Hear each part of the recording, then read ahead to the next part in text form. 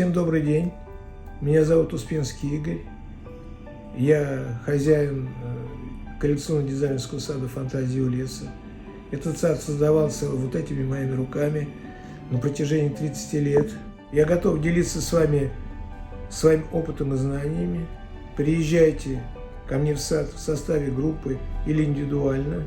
Уверен, что каждому из вас полученные знания помогут создать свой сад мечты. Жду вас в гости.